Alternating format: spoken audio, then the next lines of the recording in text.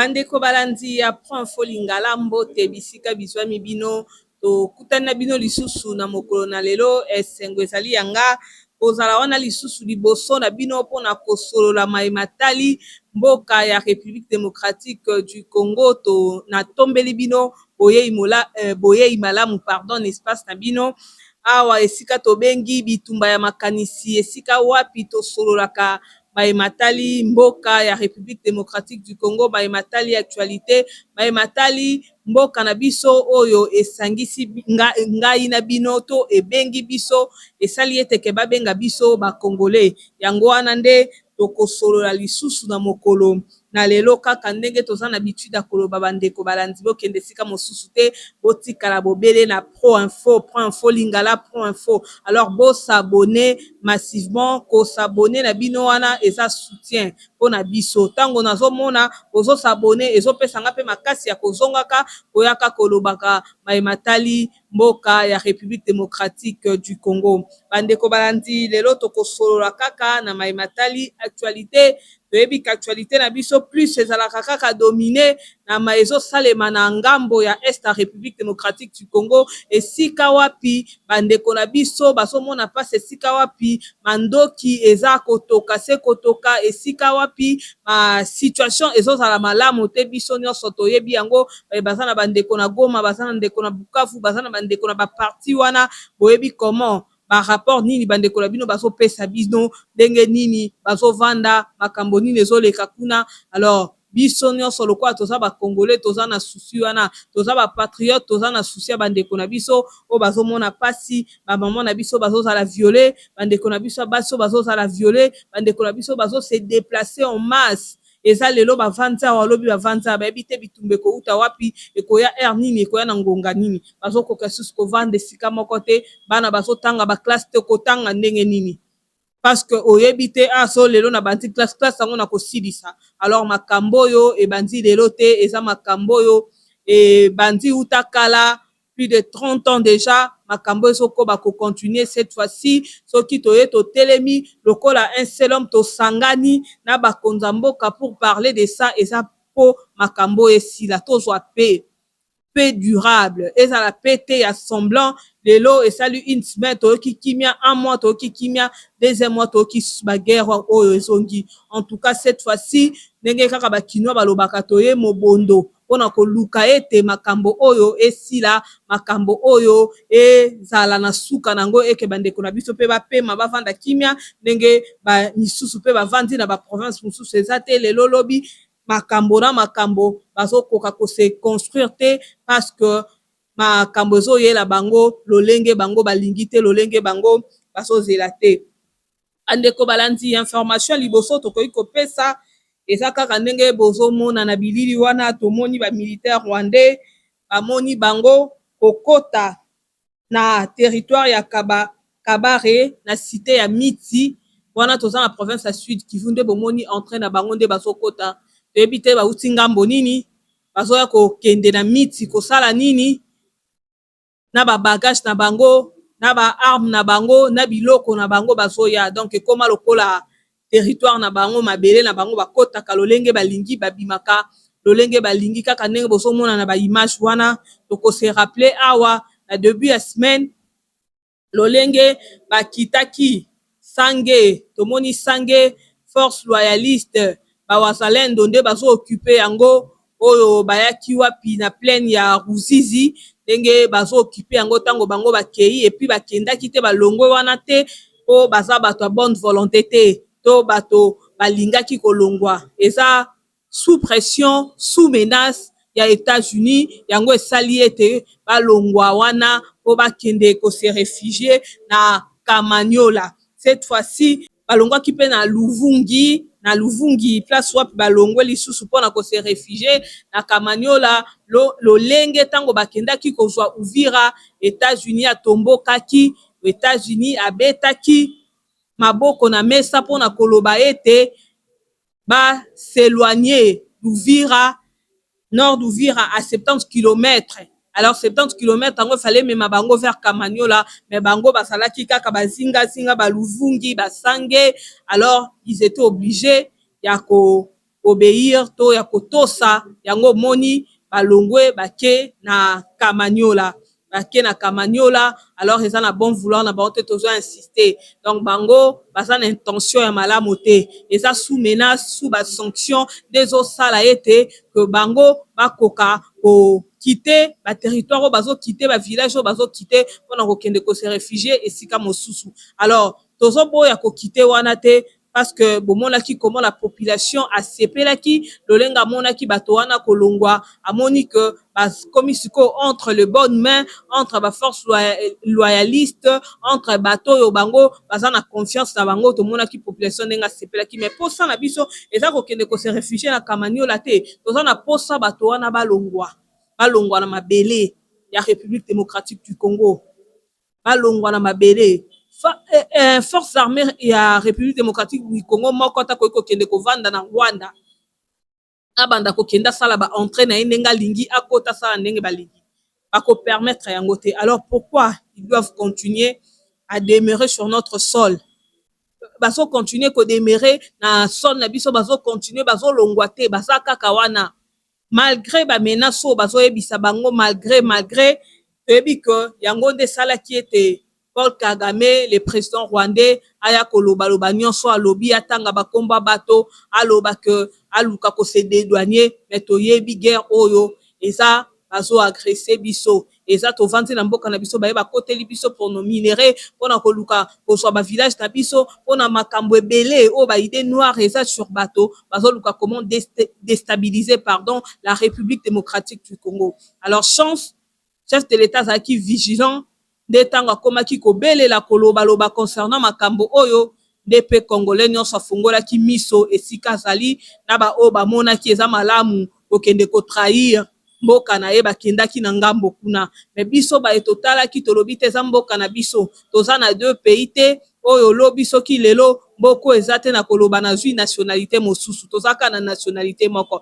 Alors il faut tozala na nsima baautorité mpo toluka to vaincre guerre oyo ezali ebandi lelo te, eumeli uta kala oyo ememeli biso bandeko, ememeli biso bayaya bamama baleki bana. Alors guerre yango ezo continuer, biso pe tokoya kotelema lokola un seul homme derrière le président de la République mpona koluka koboya makambo bazolinga ekomela biso pour nous détruire. Bandeko balandi kaka na même idée oyo tozolobela sur guerre na est la République démocratique du Congo, situation sécuritaire kuna tomonaki président Macron koya koloba ete lors ya interview na ye après participation na sommet oyo esalemi na mboka ya Nairobi, tomoni après interview ye koboya ko condamner clairement boyi ko dénoncer rôle ya Rwanda na massacre oyo ya instabilité na République démocratique du Congo. Toyebi yango malamu eza eloko lisusu ya kobombama te, liboso ebandaki kobombamaka ezobima te, eza guerre entre bino moko bakongolais, eza boye Rwanda azalaki na nsima. Ntango chef de l'État ye na bokonzi, chef de l'État lobi na approché ba voisin to solola na bango na luka tozala bon terme soki eza na baéchange oyo tokobanda kosala na bapartenariat oyo tokozala nango na bango, il faut tozala na boyokani mpo baza bavoisin. Alors akendaki na mboka moko bapays limitrophe nyonso ya République démocratique du Congo akei mpona kosolola, mais bato bazalaki sincère te. Chef de l'État alukaki kosolola parce que lelo koboya ntango président Macron azoboya kokondane Rwanda, eloko eyebani oyo États-Unis ayebi yango, États-Unis andimi yango, ONU endima yango, yeti lelo azo réaliser te kaka non, le Rwanda joue un rôle, le Rwanda azopesa azotia maboko na ba rebelle ya AFC M23, azobatama na nsima na bango, et pourtant yende azawana ba soldats rwandais, ba militaires rwandais baosala nini na sol congolais, baoya kosala nini sous prétexte ya nini o bango bakoya kovanda na sol congolais. Alors bandeko balandi ndenge kaka tozoloba ezosala pasi mingi. Alors chef de l'État sololi na bato, mais bato wana basaki sincère na ye te. Tomoni comment les choses ndenge kendaki ndenge komaki les chefs de l'État qui vilipendent awa comment est-ce que okoki kokende pas Kagame et pas le président rwandais otoyebi ke yenda zo boma biso yenda zo violer yenda zo sala boye yenda zo yiba ba minéraux na biso. Mais chef de l'État lingaki kimia alaki sa bonne foi alaki sa volonté malamu. Mais au contraire tomoni place tosuka ba bilongi ya bato babande koya na ndenge batie bilongi ya ba meme or baza balu baya kolakisa bafase na bango awa na kati ya mboka bakongole ebele bakondanaka chef de l'État. Mais lelo tala ndenge place oyo tokenda kosuka tomona lolenge nini président rwandais abaluka ndenge to makambo nyonso ekendela ti eya koyebana ke non ye nde azalaka derrière et puis akoka kobomba yango te akoma koloba lui qui était auparavant calme abandaki koloba te bato balobi te le président Tshisekedi parle trop. Or chef de l'État comprenaki makambo wana abimisa ye na mpwasa biso nyonso tomona comment chef de l'État abimisaki ye na mpwasa na miso ya bato makambo oyo abandaki kobomba makambo oyo abandaki koluka autilize aloba ke o République démocratique du Congo eza entre biso est à République démocratique du Congo ebima et bapreuve ezali na ONU nyonso wana balakisa ete Rwanda nde apretaka main forte na bato oyo bazoluka badétruire biso na barebele. Alors eyaki kobima emonanaki na miso kino tokomi na situation oyo lelo abombaka lisusu te alobi bamilitaire na ye baza wana alobi akolongola bango te kino tokomi na bakor oyo kosolola koluka kimia. Le chef de l'État azala toujours disposé mais kokamwa ntango président Macron azoboya basanction oyo bazwi contre Kigali oyo États-Unis ezwaki contre Kigali alobi que non bango bakoki kokende na ligne wana te wana ekosala ke Rwanda azala a développé politique coopérative te. Est-ce qu'il y a déjà ça à développer politique coopérative? Chef de l'État lingaki a coopéré na ye basolo la base à la malamu pa base à la partenaire mais tala makambo sala ki na sima. Donc azo lia biso cessé azo na sima na biso pour nous détruire. Alinga jamais kimia alinga jamais ko coopérer na ko sala makambo lolenge sengeli tout en partenariat gagnant. Bino bo gagner 50% biso peut gagner 50%. Alinga jamais yango. Aboyane partenariat wana ya gagnant alinga yango te. Alors lelo tango ya zolo ba kenon soki ba sanctionner ye de ako soki ba sanctionner te nda kokoma na akozala na politique coopérative wapi politique coopérative ngo Rwanda zala nango. Alakisa biso toujours face ya mabe ya lingi bongo te ya linga gagner plus ya lingi ba minéraux na biso yibama ezo makana ndenga malamu te ya kenda ka kote ko ba bénéficier kanango. C'est ce qu'il veut alingi te makambo za la claire pour sala makambo lolenge sengela lingi yango te. Alors kokote la ye ezo sala pasi mingi oyo président Macron azoboya lobi que non ba sanction wana et jouer ne yote jouer. Lelo Paul Kagame comment quoi voir lobi que non akolongola ba militaire na été liboso il ne parlait pas de ça. Ba sanction oyeya ba pression ya États-Unis de sala. Toi tu penses que les États-Unis a sanctionné et a sanctionné Rwanda, c'était suite à quoi? Et ça qui passe que bango pe ba meki ko sala ba enquête da bango ba comprendre que il est derrière tout ce qui arrive à la République démocratique du Congo. Yango ba ya ko sanctionner ba militaire na ye.